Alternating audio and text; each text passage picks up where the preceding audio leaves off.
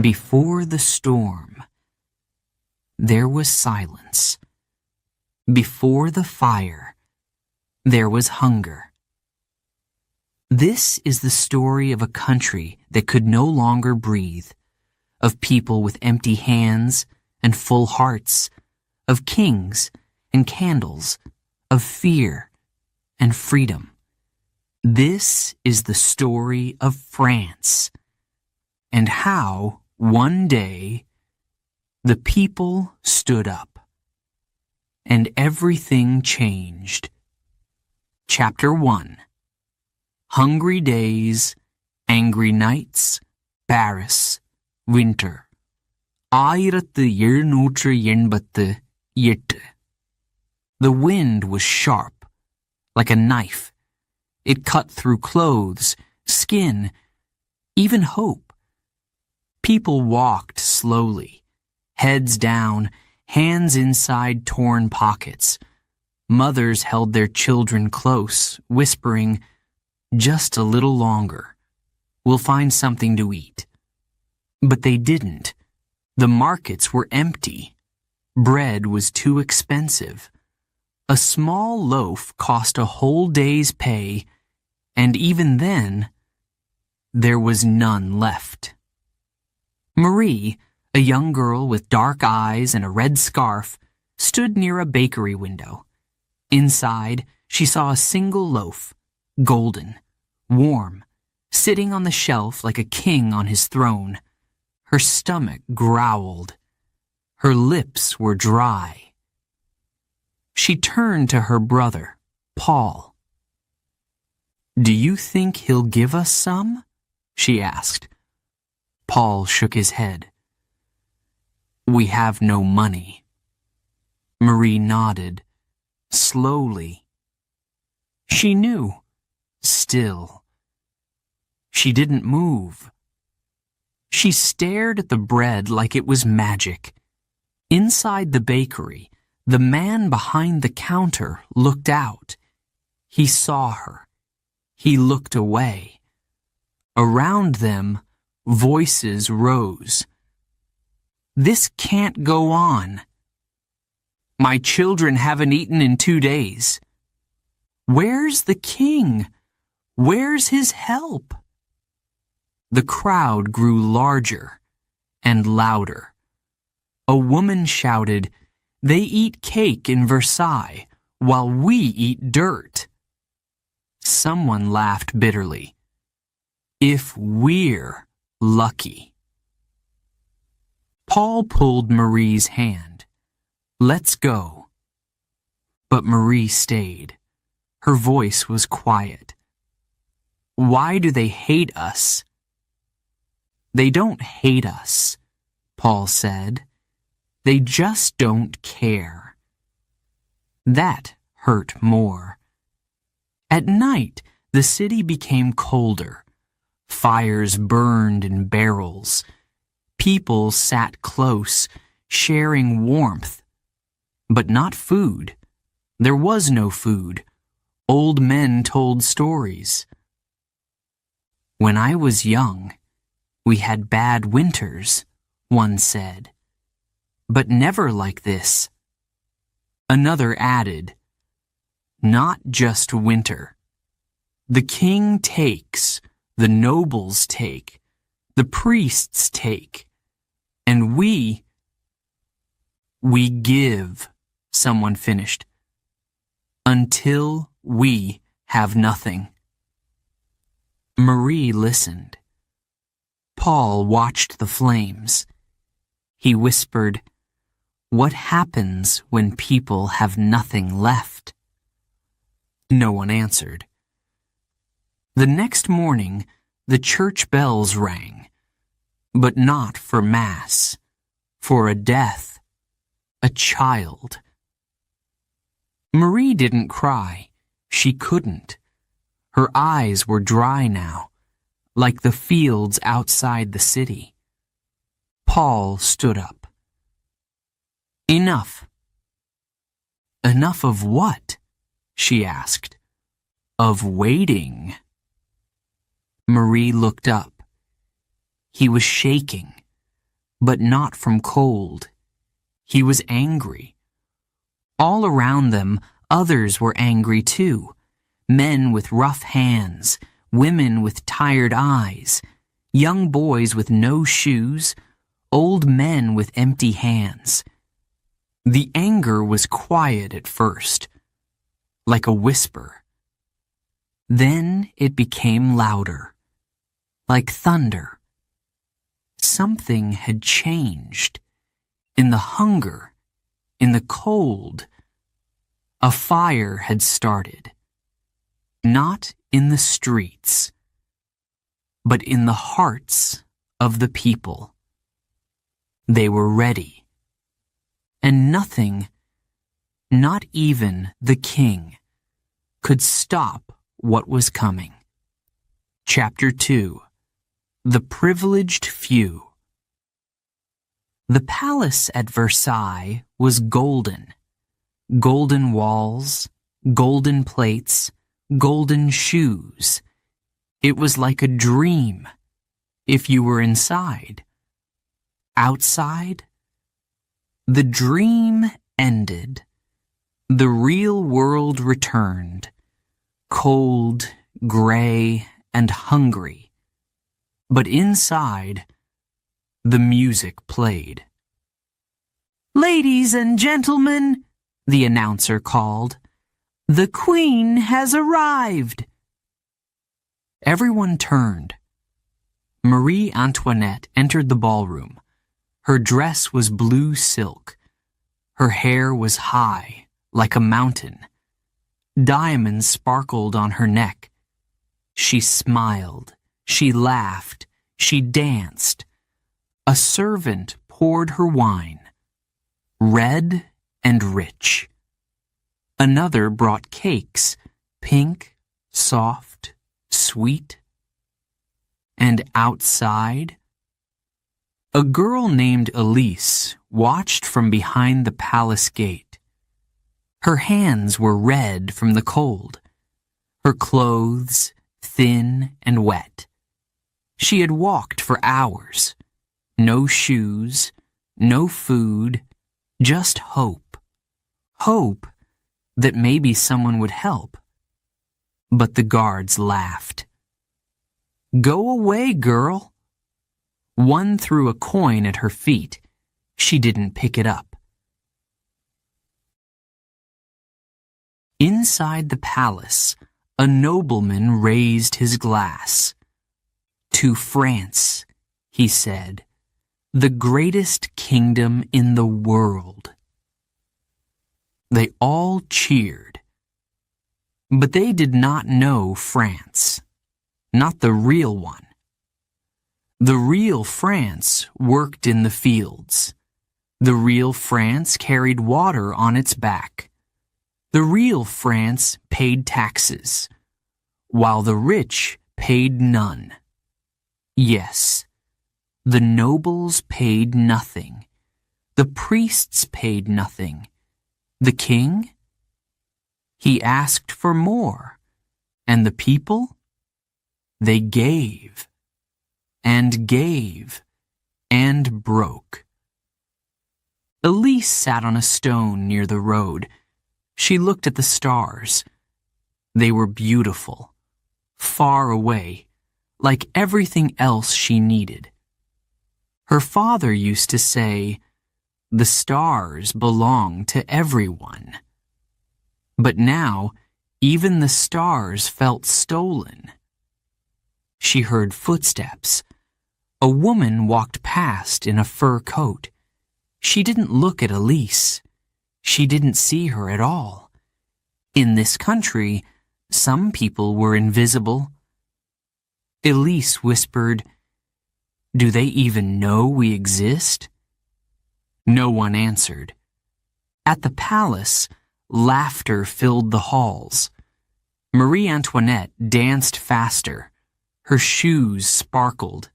Her hands clapped to the music. She said, "Why do they always complain?" A lady beside her replied, "They just need discipline." They laughed again. They didn't see the anger outside. They didn't feel the hunger growing. They didn't hear the sound of footsteps. Thousands of footsteps, moving closer every day. Somewhere in a dark street, a boy held a candle. He said to his friend, "They think we are nothing." His friend replied, "Then let's show them we are something." That night, the candle stayed lit, and more candles followed, not for light, for change. Because in France, not everyone lived like kings. Some lived like ghosts, but ghosts can speak, and ghosts can rise. Chapter 3. A Crown of Silence. Louis sat on the throne. He was king of France, but his face looked tired. He looked out the window. Gardens, birds, bright skies, everything was calm, quiet, too quiet. "Your Majesty," said an advisor, "the people are upset. There is no bread. The prices are rising." Louis nodded, but said nothing. "We must act soon," the man continued. "They are angry, hungry, desperate." Still silence. Louis stood slowly. He walked to a map of France. His finger touched Paris. Then he looked away. "I need more time," he said.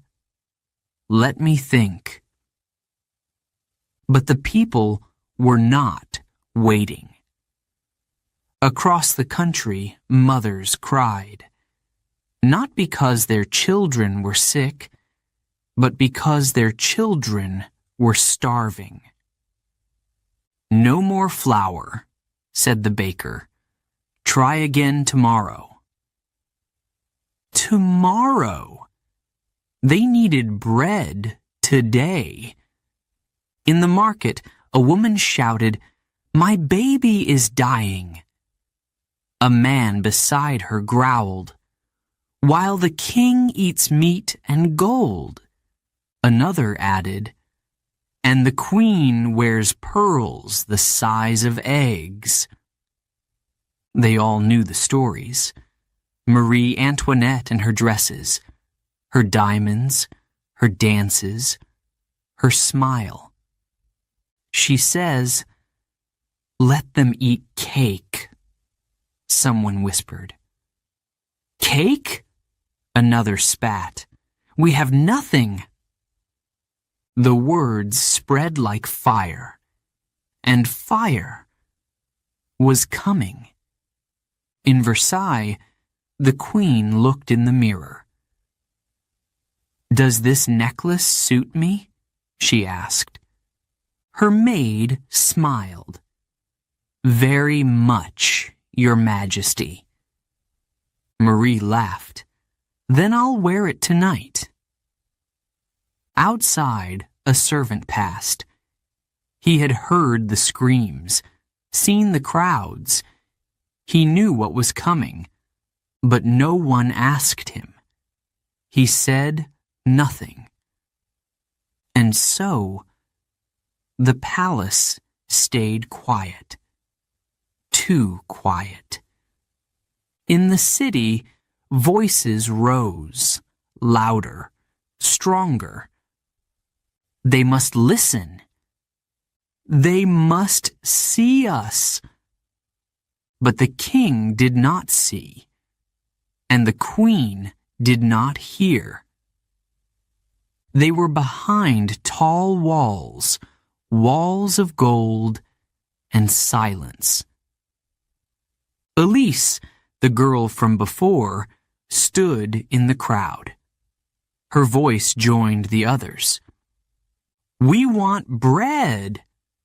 We want justice.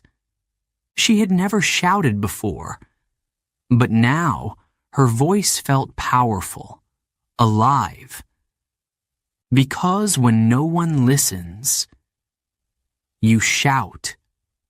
When no one sees you, you rise. And when a crown becomes too heavy, it falls. Inside the palace, the music played. The king walked in slow steps. He looked around the room. So many faces, so many smiles. He raised his glass. To peace, he said softly. But outside, there was no peace, only noise, only fire, only the sound of people. Waking up. Chapter 4. Dangerous Ideas. The room was small, dark, quiet. Only one candle burned. On the table, a book, old, worn, full of thoughts that could change the world. Paul turned the page slowly. His eyes moved over each word like a prayer. Man is born free, but everywhere he is in chains, he read. He looked up at his sister, Marie. Do you hear that? He whispered. Born free. Marie sat by the window. She said nothing, but she was listening. This book was written by a man named Rousseau, and it was not the only one. There were others. Voltaire, Montesquieu, Diderot. They asked questions, strong questions, dangerous questions. Why does the king have all the power? Why do the rich pay nothing, while the poor give everything? Why are we not equal? These books were banned. But still, they spread, passed from hand to hand, read in whispers, hid under floorboards, and in the silence of small rooms. People began to think, to wonder, to hope. One night, Paul sat in a tavern. He spoke to an old man with a long coat and a sharp voice. We work, we pay, we starve, Paul said. But they live like gods. The man nodded. Yes, but ideas are stronger than kings. He opened his coat. Inside were books. Take one, he said. Read, learn, then teach others. Paul took it with shaking hands. He had never touched power before. Now he held it, right there, in his palms.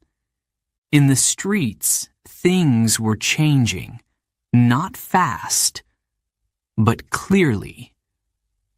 A boy asked his father, "Why do we have no bread?" The father answered, "Because they take it from us." A woman told her neighbor, "I read something last night.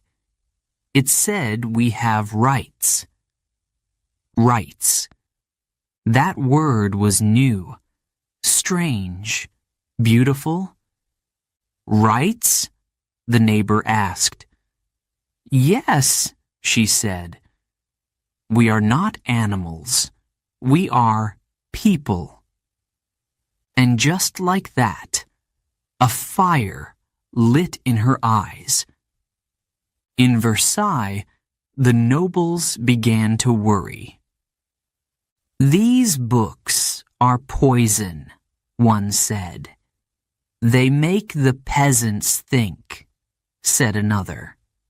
The king was told, "Stop the books, arrest the writers." But it was too late. Because once an idea is born, you cannot kill it. You cannot burn it. You cannot silence it. It moves like the wind, through doors, over walls, into hearts.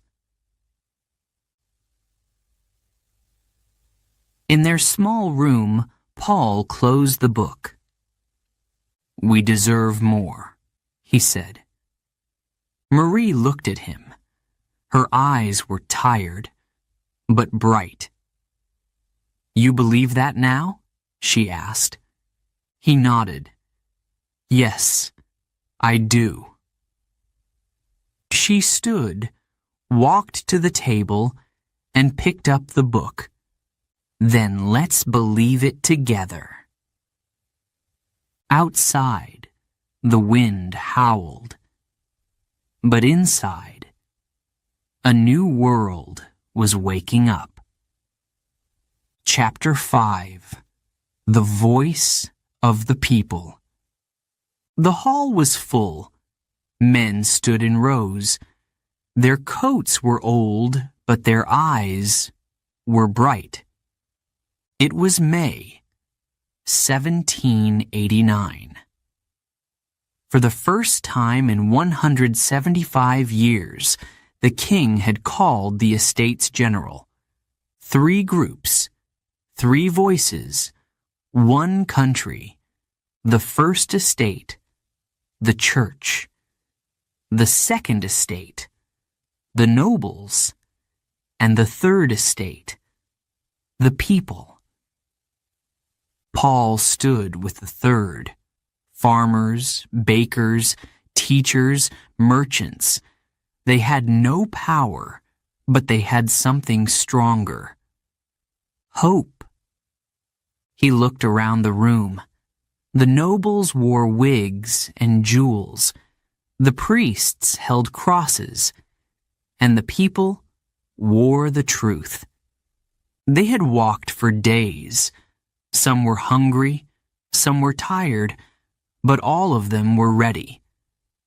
The king sat above them, quiet, still. He said, "Speak." And the voices began. A man from the first estate stood.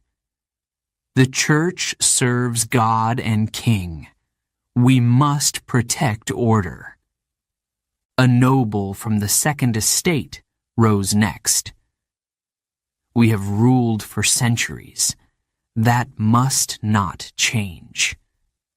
Then a voice from the third, a tailor, thin, nervous, but he spoke.